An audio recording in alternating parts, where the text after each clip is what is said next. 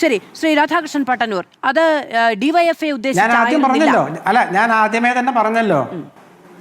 ശരി, ശ്രീ രാധാകൃഷ്ണൻ പട്ടാനൂർ, വോട്ട് കിട്ടില്ല ചെയ്യുന്നതാണ് എന്നൊരു ആരോപണം ഉണ്ടോ എന്നുള്ളതാണ് ഞാൻ അദ്ദേഹത്തോട് ചോദിച്ചത്. അതവിടെ നിൽക്കട്ടെ. ശ്രീ രാധാകൃഷ്ണൻ പട്ടാനൂർ, ഡിവൈഎഫ്ഐ ഇങ്ങനെ ഒരു പൊതിച്ചോറ് വിതരണം നടത്തുന്നതിനെ കുറിച്ചല്ല വിമർശനമുണ്ടായത്. അത് ഡിവൈഎഫ്ഐക്ക് തോന്നിയതാണ്. അത് വാശിയിൽ കൂടുതൽ പൊതിച്ചോറ് വിതരണം നടത്തി ഞങ്ങളുടെ പൊതിച്ചോറിൽ മണ്ണ് വാരിയിടാൻ തുടങ്ങുന്നു എന്ന രാഷ്ട്രീയ പ്രചാരണം നടത്തി കൂടുതൽ ലാഭമുണ്ടാക്കാനുള്ള ഒരു സൈക്കോളജിക്കൽ നീക്കം എന്ന് കണ്ടാൽ മതിയോ? അതായത് മന്ത്രി മുരളീധരൻ ന്യായീകരിക്കാൻ ഇവിടെ വന്ന രണ്ടുപേരും അവരൊരു തോറ്റുപോകുന്ന കേസാണ് വാദിക്കുന്നത്. കാരണം വല്ലാതെ വിയർക്കുന്നുണ്ട് അവര്. കാരണം അവർക്കത് ബോധ്യപ്പെട്ടിട്ടില്ല എന്നുള്ളതാണ്. മന്ത്രിയെ ന്യായീകരിക്കാൻ വന്നിരുന്ന രണ്ടു പേർക്കും അദ്ദേഹത്തിന്റെ തീരുമാനവും നിർദ്ദേശവും സ്വീകാര്യമായിട്ടില്ല എന്നുള്ള അതിന്റെ തെളിവാണ് ഇത്രയും കഷ്ടപ്പെട്ട് ബുദ്ധിമുട്ടി മറുപടി പറയുന്നതിന്റെ അർത്ഥം. ഇത് മാധവ് മനസ്സിലാക്കേണ്ടത്, ഈ പൊതിച്ചോറിനെതിരായിട്ടുള്ള സംഘടിത നീക്കം ഇപ്പോഴല്ല തുടങ്ങിയത്. എൻ്റെ ഓർമ്മ ശരിയാണെങ്കിൽ 2019 ഇലക്ഷനിൽ ആദ്യമായി തെരഞ്ഞെടുപ്പ് കമ്മീഷന് പരാതി കൊടുത്തത് കൊല്ലത്തെ UDF സ്ഥാനാർത്ഥി NK പ്രേമേന്ദ്രനാണ്. കാരണം എനിക്ക് ഓർമ്മയുണ്ട്, ഞാനന്ന് കൊല്ലം മാതൃഭൂമിയുടെ ബ്യൂറോയിൽ ജോലി ചെയ്യുന്നതാണ്. ഇത് വോട്ടർമാരെ സ്വാധീനിക്കുമെന്ന് പറഞ്ഞിട്ട് NK പ്രേമേന്ദ്രൻ തെരഞ്ഞെടുപ്പ് കമ്മീഷന് പരാതി നൽകിയിരുന്നു. പിന്നീട് യൂത്ത് കോൺഗ്രസിന്റെ പഴയ സംസ്ഥാന അധ്യക്ഷൻ ആളെ മനസ്സിലായല്ലോ. ഡിവൈഎഫ്ഐക്കാർ എന്താ ചെയ്യുന്ന ആകെ ഒരു പൊതിച്ചോറ് വിതരണം, അതിന്റെ പിന്നീട് നടക്കുന്ന അനാശാസ്യം എന്തൊക്കെയാണ് ഞാൻ പറയേണ്ടതില്ല എന്നാണ് പറഞ്ഞത്. പിന്നീട് ഇപ്പം ജി സുധാകരൻ ഏറ്റെടുത്തു. അപ്പോൾ എനിക്ക് പറയുന്നത്, ജി സുധാകരന്റെ ഒക്കെ ഈ മാനസിക ആരോഗ്യം സംബന്ധിച്ച് ഒരു നല്ലൊരു പരിശോധന ഇനിയും നടത്തണം. ഈ കാര്യം ആദ്യം ഉന്നയിച്ച MVR ആണ്. ശരിയായ രീതിയിലല്ല അദ്ദേഹത്തിന്റെ മനസ്സ് പ്രവർത്തിക്കുന്നതെന്ന് അന്ന് MVR പറഞ്ഞിട്ടുണ്ട്. ഇപ്പൊ എനിക്കത് ഇപ്പൊ ഈ എഴുതിയിരിക്കുമ്പം ബോധ്യപ്പെട്ടതാണ്. പക്ഷേ മുരളീധരനെ കുറിച്ച്, കാരണം കേരള രാഷ്ട്രീയത്തിൽ ഒരു കൊമേഡിയനാണ് അദ്ദേഹം. എന്തൊക്കെയാണ് പറഞ്ഞതെന്ന് അദ്ദേഹത്തിന് തന്നെ ഓർമ്മയില്ല. ഇപ്പോൾ ആര്യാടൻ മുഹമ്മദ് മുമ്പ് പറഞ്ഞിരുന്നല്ലോ, ഈ മുക്കാതെ പഴുത്ത ആളാണ്, അതുകൊണ്ട് വേണ്ടത്ര ഒരു മെച്യൂരിറ്റി അദ്ദേഹത്തിന്റെ പ്രസ്താവനയിൽ ഇല്ലാതെന്ന് ആര്യാടൻ മുമ്പ് പറഞ്ഞിരുന്നു. അദ്ദേഹത്തിന്റെ അച്ഛൻ K കരുണാകരൻ ഞാനുമായിട്ടുള്ള ഇന്റർവ്യൂവിലും ഒരു കാര്യം പറഞ്ഞിരുന്നു. അതായത് മാതൃഭൂമി വാരാന്ത പതിപ്പിൽ അദ്ദേഹത്തിന്റെ 90-ാം പിറന്നാളിന് ഞാൻ ഡൽഹിയിലുള്ള സമയത്ത് കരുണാകരനായിട്ട് അഭിമുഖം നടത്തിയ പ്രസിദ്ധീകരിച്ചിരുന്നു. അപ്പോൾ അദ്ദേഹത്തിന്റെ മകൻ പിന്നെ എന്നെ പൂർണ്ണമായും കൈയൊഴിഞ്ഞു, ഒരു അച്ഛൻ നിന്നാലൊക്കെ ഒരു പരിഗണനയും കിട്ടുന്നില്ല. അപ്പോൾ സ്വന്തം അച്ഛനെ പോലും വേദനിപ്പിക്കാൻ ഒരു മനസാക്ഷി കൂത്തില്ലാത്ത ഈ മുരളീധരൻ പിന്നെ നാട്ടുകാരോട് എങ്ങനെ പെരുമാറുമെന്ന് നമുക്ക് ഊഹിക്കാൻ പറ്റുന്നതേ ഉള്ളൂ. ഇത് എന്താണ് ഇതിന്റെ പ്രശ്നം? ഡിവൈഎഫിനെ കൊടിയേറ്റിയത് കൊണ്ടോ? എന്താണ് കൊടിയേറ്റുന്ന? ഒരു രാഷ്ട്രീയ പ്രസ്ഥാനം ചെയ്യുന്ന ഒരു സാമൂഹിക പ്രവർത്തനം നടത്തുന്ന സമയത്ത് ഒരു പതാക കെട്ടും, അതിലെന്താ തെറ്റ്? ഇപ്പൊ നിങ്ങളൊക്കെ ഈശ്വര വിശ്വാസികളായിരിക്കുമല്ലോ, ശ്രീകുമാർ സാറും പിന്നെ അഡ്വക്കറ്റൊക്കെ. നിങ്ങൾ ദൈവത്തിനെ പിന്നെ അവിടെ ദക്ഷിണ കൊടുത്താൽ നിങ്ങൾ റെസീറ്റ് വാങ്ങുന്നുണ്ടോ?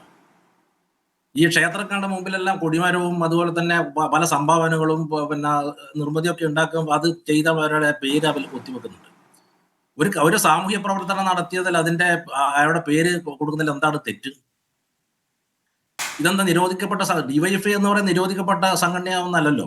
ഇപ്പോൾ ഡിവൈഎഫ്ഐന്റെ ഒരു യൂണിറ്റ് സെക്രട്ടറി മുതൽ ഒരു ജില്ലാ കമ്മിറ്റി അംഗം എന്ന നിലയിൽ. പക്ഷേ ശ്രീ രാധാകൃഷ്ണൻ പട്ടന്നൂർ, ശരിയാണ്, അതിൽ ഉന്നയിക്കപ്പെടുന്ന ഒരു ആരോപണം, ഡിവൈഎഫ്ഐയുടെ കൗണ്ടറുകളിൽ ഡിവൈഎഫ്ഐയുടെ കൊടിയുണ്ട്, ഡിവൈഎഫ്ഐയുടെ ചിഹ്നങ്ങളുണ്ട്. ഇത് കൃത്യമാണ്. അത് വേണ്ടതില്ല എന്ന് സർക്കാർ നയപരമായ തീരുമാനമെടുത്താൽ, അത് പെട്ടെന്നുണ്ടായതല്ല എന്നതുകൂടി ഞാൻ പറഞ്ഞു. നയപരമായൊരു തീരുമാനമെടുത്താൽ അനുസരിക്കുകയല്ലാതെ വഴിയുണ്ടോ? അത് ആശുപത്രിക്കുള്ളിലാണ് എങ്കിൽ, പുറത്തിപ്പോൾ ആശുപത്രി ഗേറ്റിനോട് ചേർന്നിട്ടാണ് ഒരു കൗണ്ടർ ഉണ്ടാക്കുന്നതെങ്കിൽ ആർക്കും ഒന്നും പറയാൻ കഴിയില്ല. ആശുപത്രിക്കുള്ളിലാണെങ്കിൽ ഈ വിമർശനം ഉന്നയിക്കാനും അത് പാടില്ല എന്ന് പറയാനും സർക്കാരിന് കഴിയില്ലേ? അല്ലല്ല, ഒരു സാമൂഹ്യ പ്രവർത്തനം നടത്തുന്ന സംഘടനയുടെ കൊടി വേണോ വേണ്ടിയോ എന്ന് തീരുമാനിക്കേണ്ട മന്ത്രിയോ സർക്കാരല്ല, ആ സംഘടനയാണ്. പക്ഷെ ഒരു സർക്കാർ സ്ഥാപനത്തിനുള്ളിലാകുമ്പോൾ സർക്കാരിന് പറയാം. അല്ലല്ല, ചില ജീവകാരുണ്യ പ്രവർത്തനം നടത്തുന്ന വ്യക്തികൾ ചില ആളുകൾക്ക് സഹായം കൊടുക്കുന്നത് ആരോടും പറയാറില്ല. അതാണ് ഇടത് കൈ കൊണ്ട് കൊടുക്കുന്ന വലത് കൈ അറിയാൻ പാടില്ല എന്ന് പറയുന്നത്. പക്ഷേ ഇതൊരു സാമൂഹ്യ പ്രവർത്തനമാണ്. എല്ലാ രാഷ്ട്രീയ പാർട്ടികളും സംഘടനകളും സാമൂഹ്യ പ്രവർത്തനം നടത്തുമ്പോൾ സ്വാഭാവികമായിട്ടും അവരുടെ ഐഡന്റിറ്റി ജനങ്ങളെ അറിയിക്കാൻ തന്നെ നടത്തും. അത് ഒരു മന്ത്രി വിചാരിച്ചാലോ ഒരു സർക്കാർ വിചാരിച്ചാലോ നിരോധിക്കാൻ സാധിക്കില്ല. പക്ഷേ സർക്കാർ സംവിധാനങ്ങൾ ഉപയോഗിക്കുമ്പോൾ അത് നിയന്ത്രിക്കാൻ സർക്കാരിന് കഴിയില്ലേ? അതിപ്പോ നാളെ യൂത്ത് കോൺഗ്രസ് ആണെങ്കിലും സർക്കാരിന് അത് ചെയ്യാൻ പറ്റും.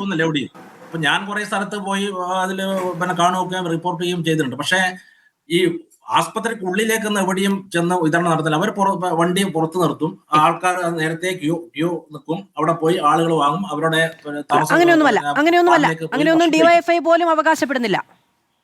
ഇല്ല, ഞാൻ കണ്ടിടത്തോളം അങ്ങനെയാണ്. അതിന്റെ എവിടെയെങ്കിലും ആശുപത്രിക്ക് ഉള്ളിൽ ഏതെങ്കിലും ബ്ലോക്ക് കയ്യേറി കെട്ടിടം കെട്ടിയെന്ന് എനിക്ക് ഇതുവരെ ബ്ലോക്ക് കയ്യേറിയൊന്നും കെട്ടിടം കെട്ടിയൊന്നുമല്ല, താൽക്കാലിക ഷെഡുകൾ പലതും ഉണ്ടാക്കിയിട്ടുണ്ട്.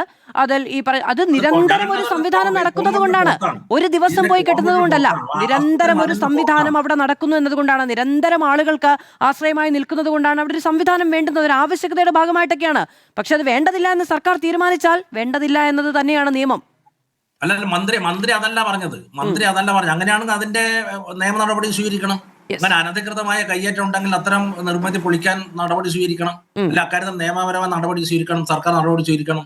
അങ്ങനെയല്ല, മന്ത്രി അങ്ങനെ പറഞ്ഞിട്ടില്ല. ഇത് രാഷ്ട്രീയമായ ഒരു അലിഗേഷനാണ്. ഡിവൈഎഫ്ഐയുടെ പേരെടുത്ത് തന്നെ പറഞ്ഞിട്ടുണ്ട്. ഇത് ഒരു തരം അസഹിഷ്ണുതയാണ്. കാരണം ഇതാണ്, യൂത്ത് കോൺഗ്രസ് ഏതൊക്കെയോ സ്ഥലത്ത് വിതരണം നടത്തി എന്നൊക്കെ കേൾക്കുന്നുണ്ട്. പക്ഷെ അത് തുടർന്ന് പോയിട്ടില്ല. 10 വർഷം ഒരു ദിവസം പോലും മുടക്കാത്ത, പ്രളയത്തിലും അതുപോലെ തന്നെ കോവിഡ് കാലത്തും ഒരു ദിവസം പോലും മുടക്കാതെ കേരളത്തിലെ തെരഞ്ഞെടുക്കപ്പെട്ട സർക്കാർ ആശുപത്രിയിൽ ഭക്ഷണം വിതരണം ചെയ്യാൻ സംവിധാനമുള്ള ഏക യുവജന സംഘടന ഡിവൈഎഫ്ഐ ആണ്. അതിന്റെ അസഹിഷ്ണുത സ്വാഭാവികമായിട്ടും ഉണ്ടാവും. പക്ഷേ അക്കാര്യത്തില് ഏതെങ്കിലും ഇപ്പൊ നേരത്തെ സനോജ് പറഞ്ഞു, ഏതെങ്കിലും ഒരു പ്രത്യേക രാഷ്ട്രീയ കക്ഷിക്കോ അല്ലെങ്കിൽ മുന്നണിയിൽപ്പെട്ട ആളുകൾക്കോ അല്ലെങ്കിൽ അവിടെ ബോർഡ് വെച്ചിട്ട് ഡിവൈഎഫ്ഐക്കാർ അല്ലെങ്കിൽ അടുത്ത വർഷം അനുഭാവികൾ വന്ന് ഭക്ഷണം വാങ്ങണമെന്ന് പറയുന്നില്ല. അവരൊക്കെ ഈ ഇത്രയും കാലം ഭക്ഷണം കഴിച്ച ആളുകളൊക്കെ ഇടതുപക്ഷത്തിന് വോട്ട് ചെയ്തിരുന്നെങ്കിൽ ഈ തെരഞ്ഞെടുപ്പ് പരാജയം ഇങ്ങനെ ഉണ്ടാവുമായിരുന്നില്ല. അത്രത്തോളം അങ്ങനെയാണ്. ഇപ്പൊ ഒരാൾക്ക് ഭക്ഷണം കഴിക്കാൻ ചുരുങ്ങിയത് ഒരു 150 രൂപയെങ്കിലും മാന്യമായി ഒരു ഭക്ഷണം കഴിക്കണമെങ്കിൽ അവിടെ സർക്കാർ ആടിയിരിക്കെ ക്യൂ നിൽക്കുന്ന ആ മനുഷ്യരെ ഒന്ന് കാണണം. അവരുടെ വസ്ത്രധാരണവും അവരെ മുഷിഞ്ഞ വേഷവും ഒക്കെ കാണുമ്പോഴാണ് അവരെത്രമാത്രം സാമ്പത്തികമായി പിന്നണിയിൽ നിൽക്കുന്നവരാണെന്ന് ബോധ്യപ്പെടുക. ഇപ്പൊ ആശുപത്രിയിൽ മരുന്നില്ല. മന്ത്രി ചെയ്യേണ്ടത് അങ്ങനെ നിരവധി, നേരത്തെ നിങ്ങളൊക്കെ ആഘോഷിച്ചല്ലോ ആശുപത്രിയിലെ ചെറിയ പ്രശ്നങ്ങളും പരാതികളൊക്കെ നിങ്ങൾ വമ്പിച്ച രീതിയിൽ ആഘോഷിച്ചല്ലോ. ഇപ്പൊ അത്ര പ്രശ്നങ്ങൾ ഉണ്ടായി. മന്ത്രി മുൻകൈ എടുക്കേണ്ടത് ഇത്തരം പ്രശ്നങ്ങൾ പരിഹരിക്കാനാണ്. അവിടെ എത്തുന്ന രോഗികളുടെ ആരോഗ്യ സംരക്ഷണവും ഒരു സ്ത്രീ മരിക്കുന്നത് ചെറിയ പ്രശ്നമാണോ? 5 വർഷക്കാലം ഒരു സ്ത്രീയുടെ വയറ്റിൽ കത്രിക കിടക്കുന്നത് ചെറിയ പ്രശ്നമായിട്ട് തോന്നുന്നു അങ്ങേക്ക്? ദന്തഗോപുരത്തിൽ ഇരുന്ന് നോക്കുമ്പോൾ ചെറിയ പ്രശ്നമായിട്ട് തോന്നും. മെഡിക്കൽ കോളേജിന്റെ കെട്ടിടം ഇടിഞ്ഞു വീണ് ഒരു സ്ത്രീ മരിക്കുമ്പോൾ മെഡിക്കൽ കോളേജിൽ ഈ പറയുന്ന ശസ്ത്രക്രിയയുടെ ഭാഗമായി 5 വർഷക്കാലം അടിവയറ്റിൽ കത്രിക തുന്നിക്കെട്ടി വിട്ടിട്ട് മൂത്രം ഒഴിക്കാൻ ഒരുപാട് കാര്യം 2 മാസത്തെ കാര്യം പറയേണ്ടി വരും. നിങ്ങൾക്ക് ചെറിയ പ്രശ്നമായിട്ട് അത് പറഞ്ഞാൽ 2 മാസത്തെ ഒരുപാട് കാര്യങ്ങളുണ്ട്. അല്ല, 3 പേര് കൂടി അങ്ങ് പറയൂ, നമുക്ക്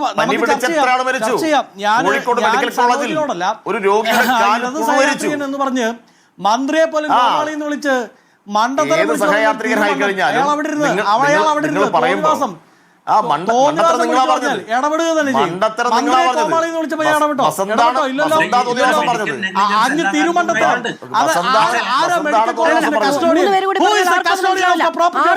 കേരള ഗവൺമെന്റ് മെഡിക്കൽ കോളേജ് ഉത്തരവുണ്ടോ അതുപോലും അറിയാതെ ചാറ്റ് ജിപിടിയോട് ചോദിച്ചാൽ അറിയാവുന്ന ഉത്തരം പോലും അറിയാതെ എന്നിട്ട് അങ്ങ് തെറ്റിദ്ധരിപ്പിക്കുക. മണ്ടത്തരം വിളിച്ചു പറഞ്ഞാൽ കേട്ടിരിക്കോ? മന്ത്രിയെ കയറി കോവാളി എന്ന് വിളിച്ചാൽ കേട്ടിരിക്കും. നടക്കില്ല സാർ, ഇടപെടാൻ തന്നെയാണ് കോൺഗ്രസിന്റെ പ്രതിനിധി എന്ന് പറഞ്ഞ് ഞാൻ ഔദ്യോഗികമായി എല്ലാം പറഞ്ഞു വിടുന്നത്. തന്റെ നാക്കിന്റെ ചൊറിച്ചിൽ തീർക്കാൻ വേണ്ടി കേരളത്തിലെ മന്ത്രിമാരെ അസഭ്യം വിളിച്ചു പറഞ്ഞാൽ ഇടപെടാൻ വേണ്ടി തന്നെയാണ്. മനസ്സിലാക്കിയിട്ടില്ല. യഥാർത്ഥ സ്വഭാവം വെളിപ്പെട്ടു. നേതാവ് പിണറായി വിജയൻ ജി സുധാകരനെ ചെറ്റെന്ന് വിളിച്ചുകൊണ്ടാണ് അയാൾ അവിടെ ബഹുഭൂരിപക്ഷത്തിൽ ജയിച്ചു പോയത്. എന്നിട്ടും ഈ ഭാഷ നിങ്ങൾ കൈവിടുന്നില്ലെങ്കിൽ അത് നിങ്ങൾ ചുമന്നുകൊണ്ട് നടക്കണം സാർ. നിങ്ങൾ ഒരു ഭാണ്ഡമായി ചുമന്നുകൊണ്ട് നടക്കണം. എന്നിട്ട് നാട് മുഴുവൻ നടന്ന് ഈ അസഭ്യവും ഈ പിഴച്ച ഭാഷയും നിങ്ങൾ പറഞ്ഞുകൊണ്ട് നടക്കണം. നല്ല കാര്യമാണ്, ഞങ്ങൾക്ക് പൊളിറ്റിക്കൽ മൈലേജ് ഉള്ളൂ. നിങ്ങളുടെ സമാരാധ്യൻ പിണറായി വിജയൻ നാട് മൊത്തം നടന്ന് എതിർപക്ഷത്തുള്ള നേതാക്കളെ തെറി വിളിച്ചത് കൊണ്ടാണ് 102 സീറ്റ് ഞങ്ങൾ ജയിച്ചത്. ഇനി അനുയായികളുടെ വസന്ത് ഞാൻ അനുയായികൾ പറയട്ടെ. പോലും പറയാൻ അല്ലല്ല, പറ്റത്തില്ലാത്ത, ഒരാളോ correct മാക്സിമം branding ഇല്ലാത്ത, രണ്ടുപേരും നിങ്ങൾ ഏതോ മൂന്നുപേരും ഒരു പറയുന്നത് ഇടത് കേൾക്കാൻ യാത്രികൻ. പറ്റില്ല. വിളിക്ക് സാർ, വിളിക്ക്, വസന്തേ, വിളിക്ക്. തോന്നിയതുപോലെ പാലക്കാട് മത്സരിച്ച തോന്നിയതുപോലെ തന്റെ നേതാക്കന്മാർക്ക് നേരെ അസഭ്യവർഷം നടത്തുന്ന മുരളീധരനാണ്. എത്ര വോട്ടിന് അഹമ്മദ് പട്ടേലിനെ അലൂമിനിയം പട്ടേൽ എന്ന് വിളിച്ചാരാണ്? ചെറ്റെന്നാ വിളിച്ചത്. അഹമ്മദ് പട്ടേലിനെ അലൂമിനിയം പട്ടേൽ എന്ന് വിളിച്ചാരാണ്? എത്ര വോട്ടിനാ ജയിച്ചത്? മുരളീധരനാണ്. എത്ര വോട്ടിനാ ജയിച്ചത്? സോണിയാഗാന്ധിയെ ആയിരത്തി- മദാമ എന്ന് വിളിച്ചാരാണ്? അല്ല, സോണിയാഗാന്ധിയെ മദാമ എന്ന് വിളിച്ചാരാണ്? മറുപടി പറയണം. മാന്യമായാണ് സംസാരിച്ചത്. സോണിയാഗാന്ധിയെ മദാമ എന്ന് വിളിച്ചത് ആരാണ്? അഹമ്മദ് പട്ടേലിനെ അലൂമിനിയം പട്ടേൽ എന്ന് വിളിച്ചത് ആരാണ്? അതിനൊക്കെ പറയൂ മറുപടി. എന്നിട്ട് ഇങ്ങോട്ട് പഠിപ്പിച്ചാൽ മതി. എന്നിട്ട് ഇങ്ങോട്ട് പഠിപ്പിച്ചാൽ മതി. എന്നെ ചർച്ചയിൽ നിന്ന് ഒഴിവാക്കി. സോണിയാഗാന്ധിയെ